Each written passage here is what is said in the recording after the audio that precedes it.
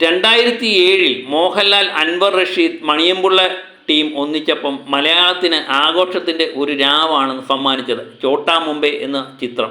Vasco എന്ന വിളിപ്പേരിൽ അറിയപ്പെടുന്ന മോഹൻലാലിൻ്റെ കഥാപാത്രം നിറഞ്ഞാടുന്നതാണ് നമ്മൾ പിന്നെ കണ്ടത്.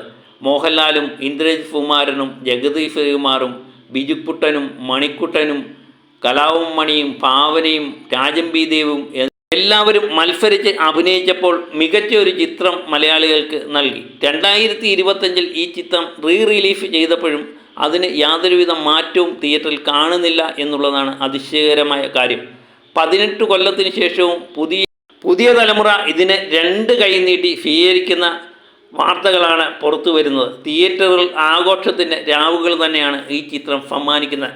അങ്ങനെ ഈ ചിത്രം ഇന്നലെ തിങ്കളാഴ്ച വർക്കിംഗ് ഡേ ആയിട്ട് പോലും ഈ ചിത്രം 35-40 ലക്ഷത്തിന് മുകളിൽ കളക്ഷൻ നേടി എന്ന് തന്നെയാണ് അറിയുന്നത്. ഇന്നും മികച്ച രീതിയിലുള്ള ബുക്കിംഗ് തന്നെയാണ് ഈ ചിത്രത്തിന് നേടാൻ കഴിയുന്നത്.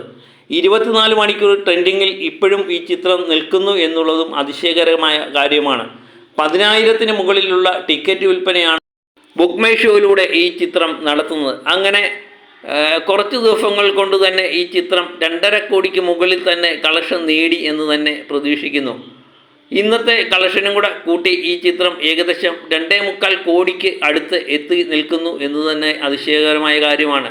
അതുപോലെ തന്നെ ചോട്ടാ മുംബൈയുടെ വിജയം മലയാള സിനിമയ്ക്ക് പുതിയൊരു ഊർജം പകർന്ന നിലയിൽ തന്നെയാണ്. പഴയ ചിത്രങ്ങൾ റിലീഫ് ചെയ്യണം എന്നുള്ള ആവശ്യങ്ങൾ പ്രേക്ഷകർ ഉന്നയിച്ചുകൊണ്ടേ ഇരിക്കുന്നു.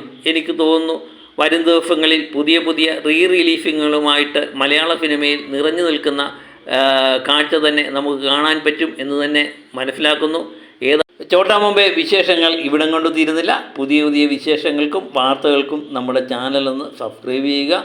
അപ്പം മറ്റൊരു വീഡിയോയുമായി വീണ്ടും എത്തും വരെ ഓക്കെ, ബായ്.